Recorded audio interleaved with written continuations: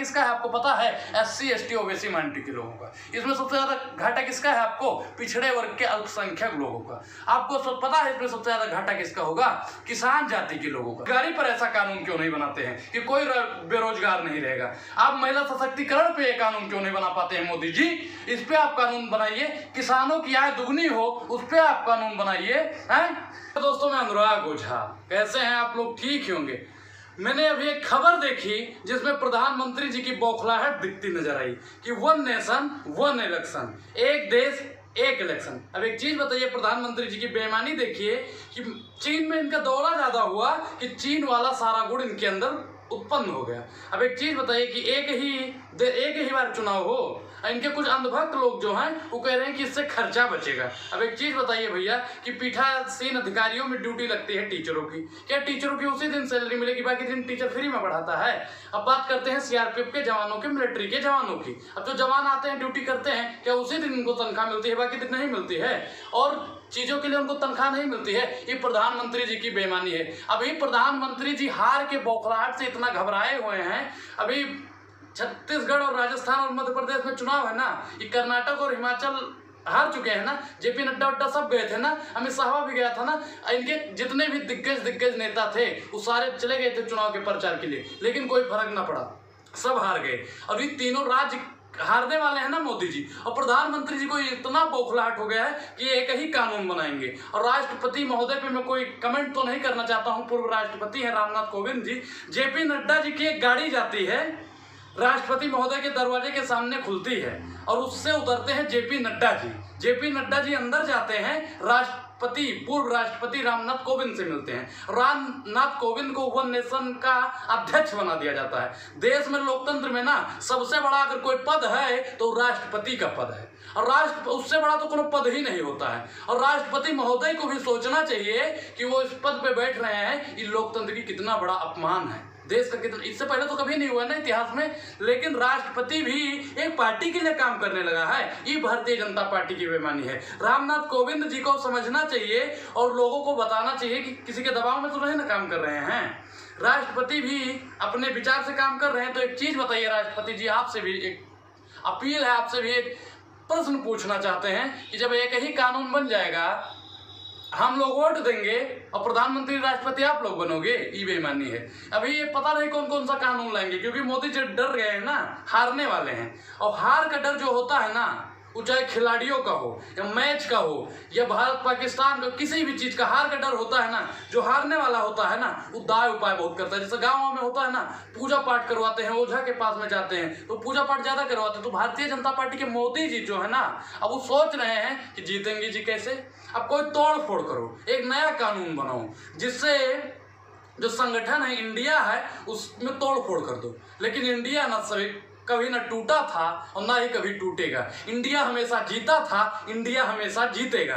प्रधानमंत्री जी को अब इंडिया से बौखलाहट हुई है, इसीलिए वो नया कानून बनाना चाहते हैं। प्रधानमंत्री जी मुझे तो लगता है कि ऐसा एक और कानून बना देंगे कि एक देश एक लीडर, एक देश एक कानून, सब कुछ एक ही कर देंगे। अब एक चीज बताइए कि जब एक देश एक कानून हो जाएगा तो हमारा क्या होगा जी? हमको प्रोटेस्ट करने का अधिकार होगा।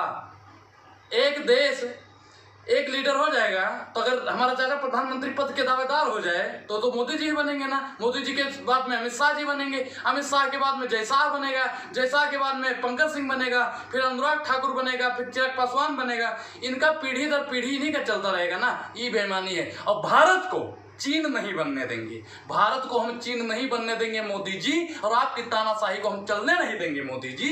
ये जनता आप समझ रही है। महंगाई बेरोजगारी पर तो भारतीय जनता पार्टी चुनाव नहीं लड़ सकती है, बेरोजगारी के मुद्दों पर तो भारतीय जनता पार्टी चुनाव नहीं लड़ सकती है। और आपको एक सबसे बड़ा घोटाला बताए मोदी जी का, इन्होंने 200 रुपए सिलेंडर में माफ क्या किया कि भारतीय जनता पार्टी के अंधभक्त लोग ढिढोरा पीटने लगे, कह रहे हैं कि मोदी जी ने माफ किया है, मोदी जी ने 200 रुपए की राहत दी है। और स्मृति ईरानी जी भी बहुत कह रही थी ना कि 200 रुपए की राहत जी मिली है। आपको हम बोले भारत का एक ट्वीट दिखाते हैं जिसमें पूर्व IAS है जो उन्होंने कहा है, दिखा रहे हैं हम आपको ट्वीट, आप ट्वीट देखिए।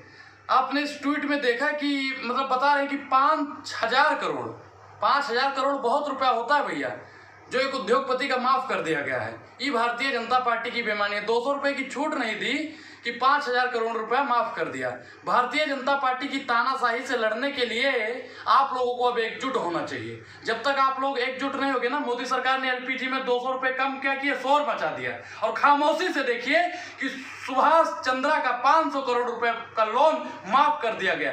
ये कोई छोटा आदमी नहीं कह रहा है, विजय शंकर सिंह कह रहे हैं, जो पूर्व IPS रह चुके हैं। अभी कोई छोटा खुलासा नहीं ना है साहब। अभी सिलेंडर सस्ता किए है ना, दाल तो सस्ता नहीं किया है ना, सिलेंडर सस्ता हो गया, उसमें पकाएंगे क्या? दाल तो महंगी है ना साहब, चावल तो महंगा है ना साहब, रोटी महंगी है ना साहब, उस पर पकाएंगे क्या मोदी जी? आप इसका जवाब दीजिए। ये 5 किलो राशन से काम नहीं ना होने वाला है। ये 5 किलो राशन 150 रुपए का राशन देके ये सोच रहे हैं इलेक्शन जीत लेंगे। ये आपकी बेईमानी है, ये आपकी बेईमानी है साहब। आप एक चीज बताइए कि 150 रुपए का आपने राशन बांट दिया है, अब उसके घर में 4 लोग हैं तो एक बच्चा है वो पढ़ता होगा। अब जो पढ़ाई के लिए 500 रुपए महीना फीस दे सकता है, बस का किराया वराया मिला के 500 रुपए, अब उसके घर में भगवान न करे कोई बीमार हो गया तो 500 रुपए का इलाज तो साहब होगा ही, 1,000 रुपया हो गया है। अब उसके घर में दाल सब्जी और भी चीजें आएंगी ना साहब, है 500 रुपए उसका जी हो गया। 500 रुपए हम बेसिक बता रहे हैं कि 1 महीने का खर्चा, ठीक है। अब 1500 रुपए हो गया जी। अब वो गाड़ी से चलता है तो डीजल पेट्रोल भी भरवाएगा, मतलब 2,000 रुपए का खर्चा हो गया। अब 150 रुपए आप देकर 2,000 रुपए का कर्जा उस पर और ज्यादा लाद रहे हो। ये प्रधानमंत्री की बेईमानी है। 1 नेशन 1 इलेक्शन की ही बात करते हैं तो आप बेरोजगारी पर ऐसा कानून क्यों नहीं बनाते हैं कि कोई बेरोजगार नहीं रहेगा? आप महिला सशक्तिकरण पे एक कानून क्यों नहीं बना पाते हैं मोदी जी?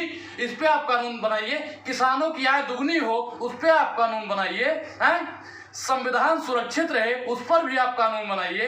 देश का जवान सुरक्षित रहे उस पर आप कानून बनाइए। आप अपनी बेईमानी के लिए, इसमें सबसे ज्यादा घाटा किसका है आपको पता है? SC ST OBC माइनॉरिटी के लोगों का। इसमें सबसे ज्यादा घाटा किसका है आपको? पिछड़े वर्ग के अल्पसंख्यक लोगों का। आपको सब पता है इसमें सबसे ज्यादा घाटा किसका होगा? किसान जाति के लोगों का। और सबसे ज्यादा अगर किसी का फायदा होगा तो नरेंद्र मोदी का। अगर सबसे ज्यादा किसी का फायदा होगा ना तो JP नड्डा का। अगर सबसे ज्यादा फायदा होगा ना किसी का तो भारतीय जनता पार्टी का। अब आपको तय करना है कि भारतीय जनता पार्टी का फायदा करवाना है या अपना फायदा करना है। एक चीज बताइए, ए मोदी जी आप बताइए, बेहिसाब हसरतें ना पालिए, जो मिला है आप उसे ही संभालिए। और यूजुल फिजूल का कानून बनाते हो ना, ये अपने ही संसद के अंदर ही रख के अपने जेब में रख लीजिए, क्योंकि 24 में आपको यहाँ से भागने के लिए वो पुड़िया आपके काम आएगी। धन्यवाद।